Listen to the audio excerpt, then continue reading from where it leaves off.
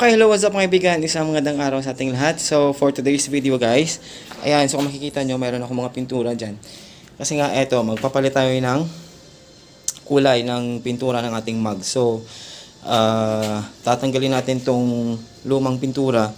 And of course, mapapalit tayo ng pintura. Hindi ko kasi gusto tong ganitong klaseng kulay. So, ayan, sinanggal ko na yung dalawang gulong guys. Okay? And, of course, ito yung mga kailangan nating gamitin para sa pagpintura ng ating mugs. Okay, so nung una meron akong paint remover dito. Ayan, so para sa pagtanggal ng ating pintura. And of course, meron na tayong tawag na primer. Okay, so yung primer na gagamitin ko is yung boost nilang. Medyo nagtitipid kasi tayo. So, ayan. And of course, yung kulay, ito. So, yung gagamitin kong pintura para sa kulay is, of course, yung medyo quality na paint. Yung samurai yung gagamitin natin. And yung kulay, ayan, mamaya re-reveal ko kung anong klaseng kulay yan na ipapalit natin. And of course, meron ako tayong, of course, clear.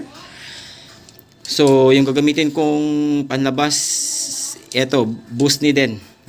Clear. So, mas maganda sana kapag samurai din. Kaso, yan, wala akong makuhang clear na samurai. Ito lang yung available na nakuha ko. And of course, yung sanding paper. Yan, meron akong 400 tsaka 800 para mamaya. And meron tayong baraha. Ayan. So, dalawang pirasong baraha yan para dito sa panggilid sa pag-prepare natin mamaya. So, ayan guys, sundan nyo yung video kung paano tayo magpintura ng ating mugs. Tara!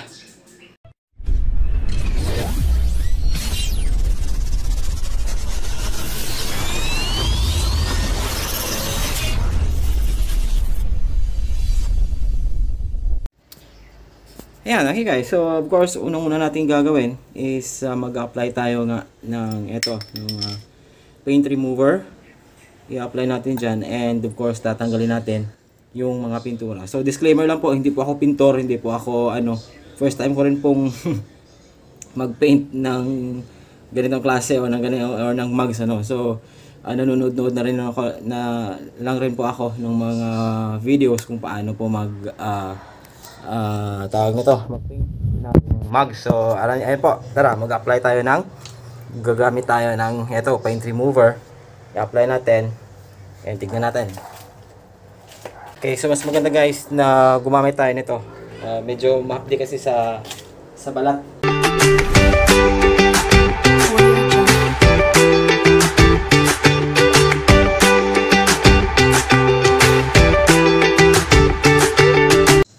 Okay, yan guys. So, nag-apply na tayo nga ng paint remover. And of course, babad lang natin ng konti yan. And mamaya, mag-spray tayo ng tubig. Okay? So, for now, medyo babad lang natin konti. Yan. So, yung isa lang muna tinitira ko. Okay, yan guys. So, after 5 minutes tayo na nag-soak. Ayan. So, meron ng may mga unti-unting natatanggal. Ayan guys. So, hindi po ito makukuha sa isang apply lamang po. So, after linisin natin, then mag-apply tayo ulit ng paint remover. So, sa kaso na to, mayroon kasi akong tawag dito, yung high pressure na sprayer. So, gagamit na lang ako ng sprayer. So, optional lang naman to guys. Pag wala kayo nito, okay lang. Pwede rin naman yung hugasan na lang ng tubig yan. Pero sa akin kasi meron naman ako nito, so gagamitin ko na lang. Okay?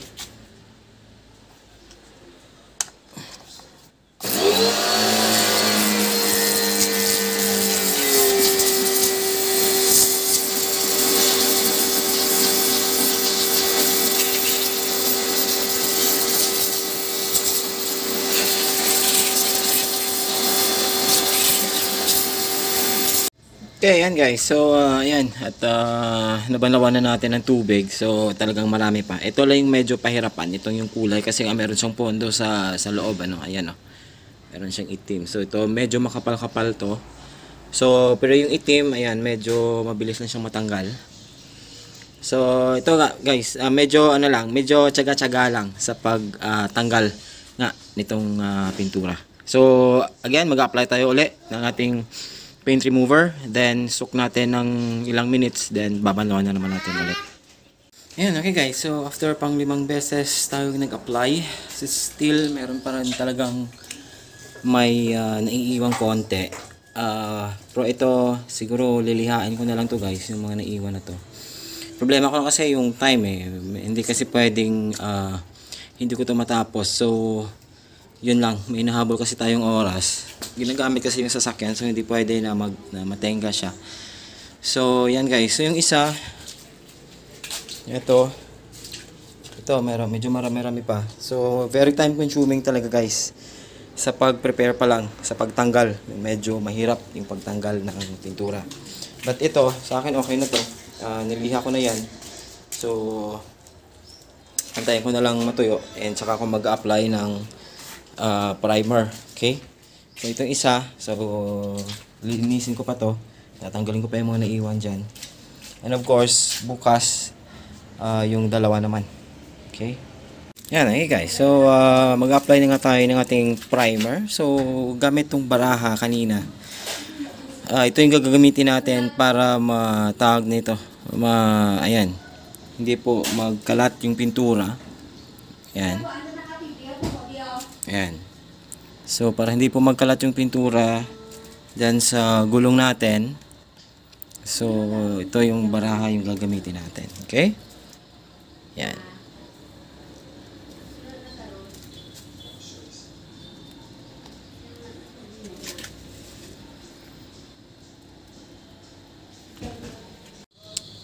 Ayan guys. So, yan na nga yung gamit ng ating baraha.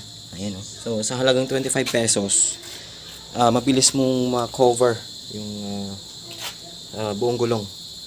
So, hindi pa yan naubos yung buong baraha guys. Yung kalahati lang. May naiwan pa. So, mas mabilis pag ito yung ginamit compare sa masking tape ka or ano. So, ayan. Ayan. So, mag-apply na tayo. So, first is manipis lang muna. Ayan. Manipis na coating lang. Okay.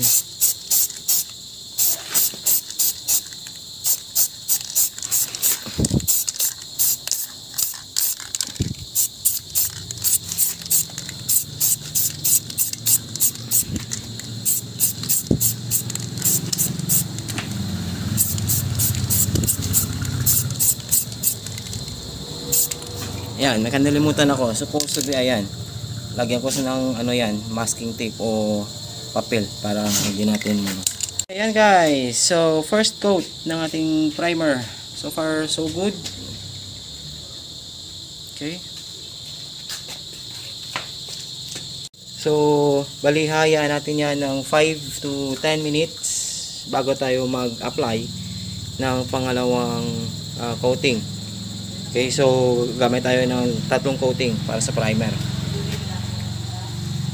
Okay guys, so after 3 coating of primer, ayan guys, so nililiha ko pa po ito para po medyo kuminis lang siya ng konti kasi nga medyo hindi maganda yung pagka-prepare natin, may mga maliliit na naiiwan na pintura na hindi natin natanggal. So ayan, kung makikita nyo, ayan, may mga medyo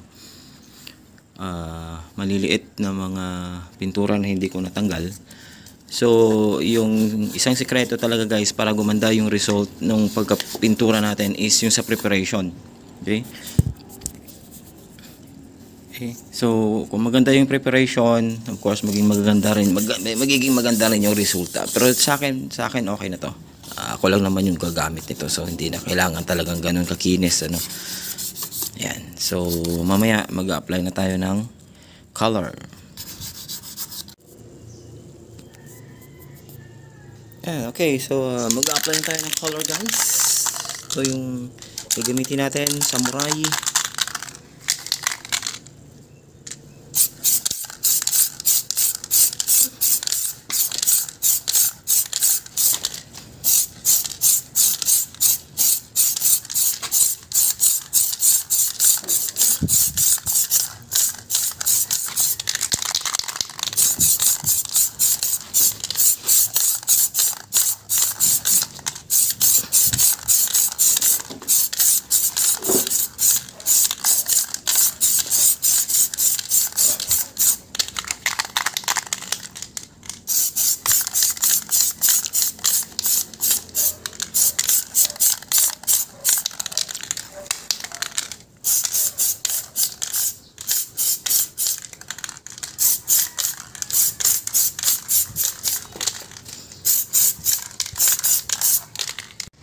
Yan, so first coating, medyo manipis lang muna.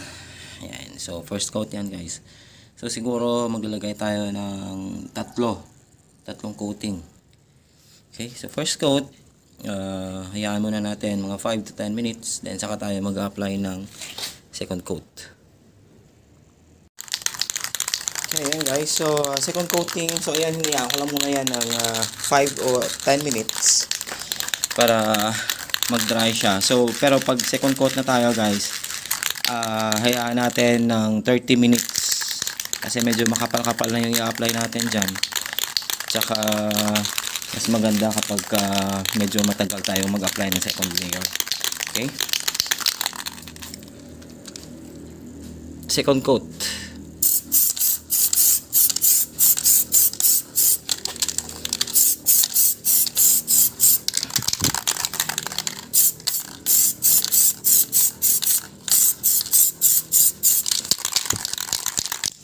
Okay, yan guys. So, at nakapag-apply na nga tayo ng clear coat. Hindi ko na na-videohan. Pero ito yung ginagamit ko na clear coat guys. So, boost lang yung ginagamit ko.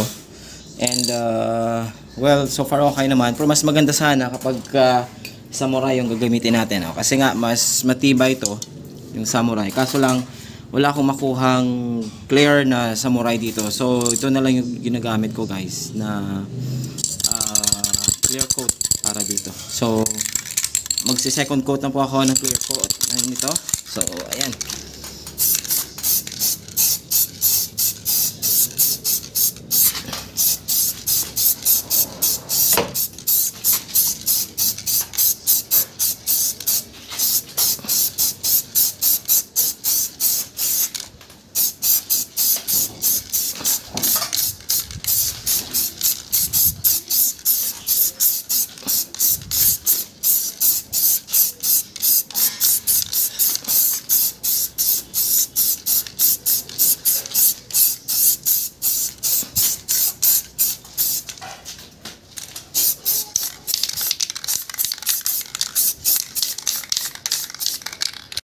Yan guys, so yan na yung final finish ng ating